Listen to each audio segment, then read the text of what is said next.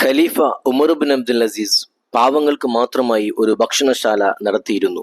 അഗതികൾ, ദരിദ്രർ, യാത്രക്കാർ ഇങ്ങനെയുള്ള വിഭാഗങ്ങൾക്കായിരുന്നു അവിടെ അന്നം വിളമ്പിയിരുന്നത്. ഭക്ഷണശാല തുറക്കുന്ന വിവരം ഖലീഫ ആദ്യം സ്വന്തം വീട്ടിൽ അറിയിച്ചു.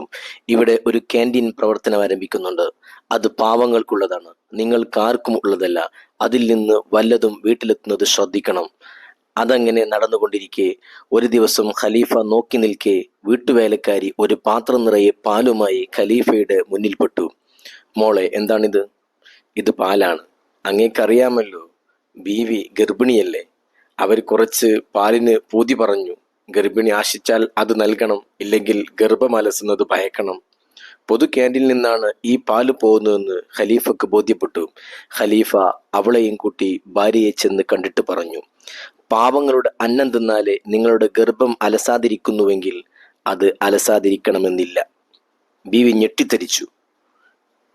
പിന്നെയാണ് അറിഞ്ഞത് ഭൃത്യ പാൽ കൊണ്ടുവന്നതാണ് പ്രശ്നമെന്നത്.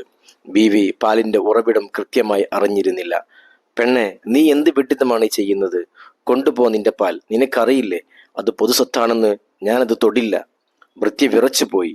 അവൾ പെട്ടെന്ന് തന്നെ പാൽ പൊതു ക്യാൻറ്റീനിൽ തിരികെ എത്തിച്ചു. മറ്റൊരിക്കൽ ഖലീഫയുടെ വീട്ടിൽ നിന്നും കൂട്ടക്കരച്ചിൽ കേട്ടു. പിന്നെയാണ് അറിഞ്ഞത് വീട്ടിലെ അടിമ സ്ത്രീകളൊക്കെ ഖലീഫ വിളിച്ചു ചേർത്തിരിക്കുകയാണ്. ഖലീഫ അവരോട് പറഞ്ഞു, എനിക്കിനി നിങ്ങളെ പോറ്റാൻ പറ്റുമെന്ന് തോന്നുന്നില്ല. വലിയൊരു ഉത്തരവാദിത്വമാണ് തലയിൽ. അതിനാൽ സ്വാതന്ത്ര്യം ആഗ്രഹിക്കുന്നവർ ഒഴിഞ്ഞു പോവുക. ഞാൻ മോചിപ്പിക്കുന്നു. ഇവിടെ തന്നെ നിൽക്കണമെന്ന് ആഗ്രഹിക്കുന്നവർക്ക് നിൽക്കാം എന്ന് കരുതി എൻ്റെ അടുത്ത് നിന്ന് ആരും ഒന്നും ആഗ്രഹിക്കരുത്. ഖലീഫയെ മനസ്സറിഞ്ഞ് സ്നേഹിക്കുന്ന വേലക്കാരികൾ പൊട്ടിക്കരഞ്ഞു. അവർ കേൾക്കാൻ ആഗ്രഹിച്ചതായിരുന്നില്ല ഈ വാക്കുകളൊന്നും. അത് കഴിഞ്ഞ് ഖലീഫ ഭാര്യ ബീവി ഫാത്തിമയോട് പറഞ്ഞു, നിന്നോടും പറയാനുള്ളത് ഇത് തന്നെയാണ്. ഖിലാഫത്ത് തലയിൽ പതിച്ചിരിക്കുന്നു. ഈ രീതി ഇഷ്ടമല്ലെങ്കിൽ നിങ്ങൾക്കും നിങ്ങളുടെ വഴി നോക്കാം. ബീവി പൊട്ടിക്കരഞ്ഞു. അവിടെ ഉണ്ടായിരുന്ന ഭൃത്യകളും കരഞ്ഞു. കരച്ചിലമർന്നപ്പോൾ ബീവി പറഞ്ഞു, എനിക്ക് നിങ്ങളില്ലാതെ ജീവിതമില്ല. നിങ്ങൾ എന്നെ തിരിഞ്ഞു നോക്കിയില്ലെങ്കിലും ഞാൻ ഈ വീട്ടിലുണ്ടാകും. ഖിലാഫത്ത് കാലത്ത് ഖലീഫ സ്വന്തം റൂമിൽ കടന്നാൽ സുജൂദിൽ കിടന്ന് പൊട്ടിക്കരയും. ദീർഘമായി കരഞ്ഞുള്ള ആ പ്രാർത്ഥന കരൾ അലിയിപ്പിക്കുന്നതായിരുന്നു. കണ്ണൊന്നു മയങ്ങിപ്പോയാൽ ഉണരുന്ന സമയത്ത് പിന്നെയും കരയും. അന്യായമായി കൈവശം വെച്ചിരിക്കുന്ന സമ്പത്തൊക്കെ തിരികെ വാങ്ങുന്നതറിഞ്ഞ് ഉമയ്യത്ത് വംശം പരിഭ്രമിച്ചു. എങ്ങനെ ഖലീഫയിൽ നിന്ന് രക്ഷപ്പെടും? അതിന് ആരെ ശിപാർശകനാക്കും? അവർ ചിന്തിച്ചു, തലപുകച്ചു. അവസാനം ഖലീഫയുടെ അമ്മായി ഫാത്തിമ മർവാൻ അവർ ഖലീഫയെ കണ്ടു. അവരെ ബന്ധുക്കൾ പോയി കണ്ടു. നിങ്ങൾ ഖലീഫയോടൊന്ന് സംസാരിക്കൂ. തീരുമാനത്തിൽ ഇളവ് വരുത്താൻ നിങ്ങളൊന്ന് അപേക്ഷിക്കണം. അമ്മായി സംസാരിക്കാൻ ചെന്നു. തന്നെ പൂർണ്ണമായി കേൾക്കുമെന്ന വിചാരത്തിലാണ് ചെല്ലുന്നത്. ഇതുവരെ അമ്മായി പറഞ്ഞതിനെതിരെ ഖലീഫ ഒന്നും പറഞ്ഞിട്ടില്ല. അമ്മായി ചെന്ന് കാര്യം പറഞ്ഞു. പ്രതികരണം ഇങ്ങനെയായിരുന്നു, അള്ളാഹു തിരുനബിയെ പറഞ്ഞയച്ചിരിക്കുന്നത് ജനങ്ങൾക്ക് വേണ്ടിയാണോ? ഉപകാരമേ അവിടുന്ന് ചെയ്തിട്ടുള്ളൂ. പിന്നെ അവിടുന്ന് ഈ ലോക ജീവിതം മതിയാക്കി അള്ളാഹുവിന്റെ പക്കലുള്ളത് തെരഞ്ഞെടുത്തു. ജലമൊഴുകുന്ന പുഴ ജനങ്ങൾക്കായി ഉപേക്ഷിച്ചു. അവർ അതിൽ നിന്ന് പാനം ചെയ്തു. പിന്നെ അബൂബക്കർ വന്നു, ആ പുഴ അങ്ങനെ തന്നെ ബാക്കി വെച്ചു. പിന്നെ ഉമറുൽ ഖത്താബ് റളിയല്ലാഹു അൻഹു വന്നു, പുഴ പഴയ പോലെ തന്നെ ബാക്കി വെച്ചു. പിന്നെയും കാലം മാറി യസീദ് വന്നു, പുഴയിൽ നിന്ന് കോരി. മർവാൻ വന്നു, കുറെ കോരി. പിന്നെ അദ്ദേഹത്തിന്റെ മകൻ അബ്ദുൽ മലിക് വന്നു, കുറെ കോരി. പിന്നെ അദ്ദേഹത്തിന്റെ മക്കളായ വലീദും സുലൈമാനും അധികാരത്തിൽ വന്നു, അവരും ആ പുഴയിൽ നിന്നും കോരി. അവസാനം അധികാരം എൻ്റെ കയ്യിൽ വന്നു. ഞാൻ നോക്കുമ്പോൾ ആ പുഴ വറ്റി വരണ്ടിരിക്കുന്നു. വലിയ ഒരു പുഴയായിരുന്നു അത്. ഇനി ആ പുഴയിൽ നിന്ന് എൻ്റെ ആളുകൾക്ക് പാനമില്ല. അത് പഴയ പടിയായി തീരാതെ പാനത്തിന് ഒരവസരവും കിട്ടില്ല. അലങ്കാര ഭാഷയിലുള്ള ഈ വിശദീകരണം കേട്ട് അമ്മായിയുടെ മുഖം വക്രിച്ചു. അമ്മായി പറഞ്ഞു, നിന്റെ വർത്തമാനം ഇനി ഇങ്ങനെയൊക്കെയാണെങ്കിൽ ഞാനിനി ഒന്നും നിന്നോട് പറയാൻ വരുന്നില്ല. അമ്മായി ആശയേറ്റമടങ്ങി. തനിക്ക് മനസ്സിലായത് ഉമയ്യത്ത് വംശജരെ അമ്മായി ഉണർത്തി. പൊതുസ്വത്ത് പാനം ചെയ്യാനും ഭുജിക്കാനും ഇനി കിട്ടില്ലെന്ന് അവർ ഉറച്ചു. അന്യായമായി പലതും ഉപയോഗിക്കുന്നവർ എല്ലാം ബൈത്തുൽമാലിലേക്ക് നീക്കി. ഇതുപോലെ പലരുടെയും സ്വത്തുക്കൾ ന്യായമില്ലാതെ ബൈത്തുൽമാലിൽ കിടക്കുന്നുണ്ടായിരുന്നു. അവയെല്ലാം തിരിച്ചു നൽകാനും ഉമർ ബിൻ അബ്ദുൽ അസീസ് കൽപ്പനയിറക്കി. അബൂ സനാദ് ഒരു അനുഭവം പറയുന്നു. ഉമർ ഇറാഖിലേക്ക് ഞങ്ങൾക്ക് കത്തയച്ചു.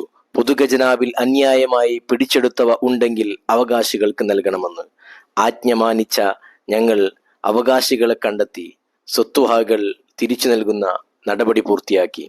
അവസാനം ഖജാന ഖാലിയായി. പിന്നെ ഷാമിൽ നിന്നും കുറെ സമ്പത്ത് തന്നയച്ചതിനാലാണ് രാജ്യം പിടിച്ചു നിന്നത്.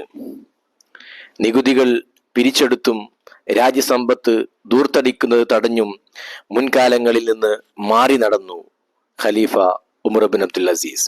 നികുതി പിരിക്കലല്ല തന്റെ പ്രധാന ചുമതല എന്നായിരുന്നു ഖലീഫയുടെ നിലപാട്. ജനങ്ങൾക്ക് സൽവഴി കാണിക്കണം. അതിനാണ് പ്രവാചകന്മാർ വന്നത്. വാക്കും പ്രവൃത്തിയും തമ്മിൽ അതിസുന്ദരമായി ചേർന്നതോടെ രാജ്യം ഭരണാധികാരിയെ ഇഷ്ടപ്പെട്ടു തുടങ്ങി.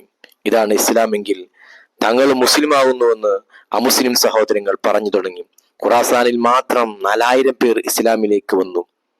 അതേപോലെ മധ്യേഷ്യയിലും വലിയ ഇസ്ലാം മത ആശ്ലേഷം തന്നെ നടന്നു. സിന്ധിലെ രാജാക്കന്മാർ പലരും ഈ കഥയറിഞ്ഞു. അവരും പ്രജകളും ഒന്നിച്ച് പുതിയ മതത്തിലേക്ക് ഒഴുകി. റോമൻ ചക്രവർത്തി ലിയോ മൂന്നാമനുമായും ഉമർ ബിൻ അബ്ദുൽ അസീസ് ആശയവിനിമയം നടത്തിയിരുന്നു. ഇസ്ലാമിന്റെ നന്മ അറിയിക്കുന്നതായിരുന്നു കത്തിടപാടുകൾ. തെറ്റുകളായി കാണുമ്പോഴും അതിനെതിരെ ഖലീഫ സ്വീകരിക്കുന്ന നിലപാടുകൾ പക്വത നിറഞ്ഞതായിരുന്നു. അബ്ദുൽ മജീദ് ബിൻ സുഹൈൽ ഒരു അനുഭവം പറയുന്നു. ഞാനൊരിക്കൽ കുനാസറിൽ ചെന്നു. അവിടെ ഒരു വീട് കേന്ദ്രീകരിച്ച് രഹസ്യമായി മദ്യപാനവും മറ്റും നടക്കുന്നതായി അറിഞ്ഞു. ഇത് ഞാൻ ഉമർ ബിൻ അബ്ദുൽ അസീസിന്റെ പോലീസിനെ അറിയിച്ചു. നടപടിയെടുക്കാൻ ആവശ്യപ്പെട്ടു. ഇതിന് പോലീസുകാരന്റെ മറുപടി വിചിത്രമായിരുന്നു. ഞാനിത് ഖലീഫയെ ധരിപ്പിച്ചിട്ടുണ്ട്. അവിടുന്ന് എന്നോട് പറഞ്ഞത് ഭവനങ്ങൾ രഹസ്യമാക്കി വെച്ച് തൽക്കാലം വെറുതെ വിടുക എന്നായിരുന്നു. രഹസ്യമായാണ് നടക്കുന്നതെങ്കിൽ അതിന്റെ പിന്നിലുള്ളവർക്ക് ഇത് തെറ്റാണെന്നറിയാം. ദീനിനോടുള്ള ബഹുമാനം കൊണ്ടാവണം അവർ രഹസ്യമാക്കുന്നത്. എന്തായാലും പെട്ടെന്നൊരു നടപടിക്ക് ഖലീഫ സമ്മതം നൽകിയില്ല. ചിക്കിച്ചികഞ്ഞ് അന്വേഷിക്കുന്നത് തിരുനബിക്കും ഇഷ്ടമല്ലായിരുന്നു. ദീർഘയാത്ര കഴിഞ്ഞ് വരുന്നവർ രാത്രി മുന്നറിയിപ്പില്ലാതെ സ്വന്തം വീട്ടിൽ കടക്കുന്നത് നബി സല്ലല്ലാഹു അലൈഹി വസല്ലമ വിലക്കിയതാണ്. യഹ്യൽ ഗസാനി ഒരു അനുഭവം പറയുന്നു. എന്നെ ഖലീഫ മൗസിലിൽ ഗവർണറായി നിശ്ചയിച്ചു. ഞാൻ അവിടെ ചെന്ന് അധികാരം ഏറ്റു. അന്നാട്ടിൽ കവർച്ചയും കളവും കുറച്ച് കൂടുതലാണെന്ന് മനസ്സിലായി. ഇത് കൈകാര്യം ചെയ്യുന്നത് സംബന്ധിച്ച് ഞാൻ ഖലീഫക്ക് കത്തയച്ചു. ഇവിടെ സ്ഥിതി ഇങ്ങനെയൊക്കെയാണ്. കർശന നീക്കം തന്നെ വേണ്ടിവരും. ചില ഊഹങ്ങൾ വെച്ച് ആളുകളെ പിടിക്കേണ്ടതായി വരും. അതിനുശേഷം തെളിവുകളും മതചര്യയും വെച്ച് വിധി നടപ്പിലാക്കാം എന്ന് പറയുന്നു. ഇതിന് ഖലീഫയുടെ മറുപടി വൈകാതെ കിട്ടി. വ്യക്തമായ തെളിവുകളും തിരിച്ചര്യയും വെച്ച് മാത്രം തീരുമാനമെടുത്താൽ മതി. സത്യസന്ധത കൊണ്ട് അവർ നന്നാകുന്നില്ലെങ്കിൽ മറ്റൊന്നുകൊണ്ടും അവർ നന്നാകാൻ പോകുന്നില്ലെന്ന് മനസ്സിലാക്കുക. ഞാൻ സത്യസന്ധമായി നീതിയോടെ പെരുമാറി. ഫലം കണ്ടു. അത്ഭുതം തന്നെ. ഞാൻ മൗസുലിൽ നിന്ന് നിയോഗം നിറവേറ്റി മടങ്ങുമ്പോൾ അത് നല്ലൊരു നാടായി മാറിയിരുന്നു. മോഷണവും കവർച്ചയും ഒക്കെ നന്നായി കുറഞ്ഞിരുന്നു.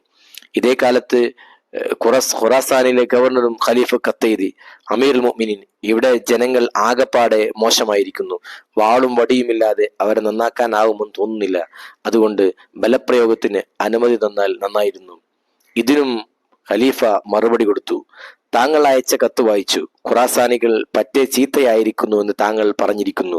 അവരെ ഇനി വാളും വടിയുമൊക്കെ കൊണ്ട് നന്നാക്കാൻ കഴിയുമെന്നും താങ്കൾ പറയുന്നു. അവരെ നീതിയും ധർമ്മവും കൊണ്ട് നന്നാക്കാനാവും.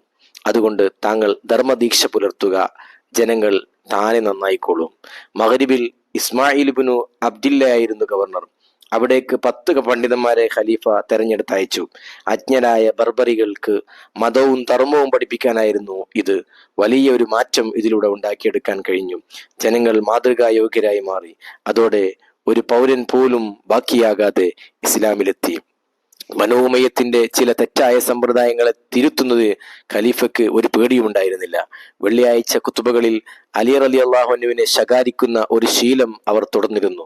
ഖതീബുമാർക്ക് ബനു ഉമയ്യ ഔക്കാഫ് നൽകിയിരുന്ന ഒരു നിർദ്ദേശമായിരുന്നു ഇത്. മുആവിയയും അലിയും റളിയല്ലാഹു അൻഹും തമ്മിലുണ്ടായിരുന്ന സംവാദങ്ങളെ തെറ്റായി വായിച്ചത് ഈ ധിക്കാരം കുത്തുബകളിൽ വന്നത്. തെറ്റായി വായിച്ചത് കാരണത്താലാണ് ഈ ധിക്കാരമൊക്കെ കുത്തുബയിൽ വന്നുകൂടിയത്. ഖലീഫ ഈ രീതി തിരുത്തി. അതിനു പകരം പരിശുദ്ധ ഖുർആനിലെ 2 ആയത്തുകൾ നിർദ്ദേശിച്ചു. ഒന്നാമത്തെ ആയത്ത് സൂറത്തുൽ ഹശ്റിലെ 10ാമത്തെ ആയത്തായിരുന്നു. റബ്ബന ഗ്ഫിർ ലനാ വലിഖ്വാനിൽ ലദീന സബഖൂനാ ബിൽ ഈമാൻ വലാ തജ്അൽ ഫീ ഖുലൂബിനാ ഗില്ലൻ ലില്ലദീന ആമനു റബ്ബന ഇന്നക റഊഫുർ റഹീം. ഞങ്ങളുടെ നാഥ, നീ മാപ്പ് നൽകൂ. ഈമാനുമായി ഞങ്ങൾക്ക് മുൻകഴിഞ്ഞവർക്കും നീ മാപ്പ് നൽകൂ. ഞങ്ങളുടെ മനസ്സിൽ നീ വിശ്വാസികളോട് വെറുപ്പുണ്ടാക്കരുതേ. ഞങ്ങളുടെ രക്ഷിതാവേ, നീ കാരുണ്യവാനും ദയാലുവുമാണല്ലോ എന്നാണ് അതിന്റെ ആശയം. മറ്റൊരായത്ത് സൂറത്തു നഹലിലെ 90-ാമത്തെ ആയത്ത്, ഇന്നല്ലാഹ യഅ്മുറു ബിൽ അദ്ലി വൽ ഇഹ്സാൻ വഇതാഇ ദിൽ ഖുർബാ വയൻഹാ അനിൽ ഫഹ്ശാഇ വൽ മുൻകരി വൽ ബഗി യഇദുകും ലഅല്ലകും തദക്കറൂൻ. തീർച്ചയായും അള്ളാഹു നീതിമാനും നീതിയും നന്മയും കൽപ്പിക്കുന്നു. അതുപോലെ ബന്ധുക്കൾക്ക് നൽകാനും മ്ലേച്ഛതയും അക്രമവും നിങ്ങളെ അവൻ വിലക്കുന്നു, നിങ്ങളെ അവൻ ഉപദേശിക്കുന്നു, നിങ്ങൾ ഉത്ബുദ്ധരാകാൻ വേണ്ടി. ഈ 2 ആയത്തുകളാണ് അതിന് പകരമായിട്ട് ഖുതുബയിൽ ചേർക്കാൻ മഹാനായ ഖലീഫ നിർദ്ദേശിച്ചത്. അബ്ദുൽ ഹമീദ് ബിൻ അബ്ദുറഹ്മാൻ പറയുന്നു, ഒരിക്കൽ എൻ്റെ മുന്നിൽ ഒരു കേസെത്തി. ഖലീഫ ഉമർ ബിൻ അബ്ദുൽ അസീസിനെ ചീത്ത പറഞ്ഞ ഒരു ചെറുപ്പക്കാരൻ പ്രതിയായ കേസായിരുന്നത്. എനിക്ക് ദേഷ്യം വന്നു. അയാളുടെ പിരടി വെട്ടാനായിരുന്നു എൻ്റെ തീരുമാനം. പക്ഷെ അത് നടപ്പിലാക്കുന്നതിന് മുമ്പ് ഞാൻ ഖലീഫക്ക് ഒരു കത്തയച്ചു. അവസാന അഭിപ്രായം കേൾക്കാനായിരുന്നു അത്. അതിന് ഖലീഫയുടെ മറുപടി വന്നു, താങ്കൾ ആ ചെറുപ്പക്കാരനെ കൊന്നാൽ താങ്കളെ എനിക്ക് കൊല്ലേണ്ടി വരും. ഒരാൾ മറ്റൊരാളെ ചീത്ത പറഞ്ഞതിന് വധിക്കുക എന്നത് ഇസ്ലാമിക നീതിയല്ല. അതുകൊണ്ട് കേസ് തെളിഞ്ഞിട്ടുണ്ടെങ്കിൽ പകരമായി ഒരു ശകാരം താങ്കൾക്കാവാം, ഇല്ലെങ്കിൽ അയാൾ വെറുതെ വിടാം, അല്ലാതെ മറ്റൊരു നിലപാടെടുത്തു പോകരുത്.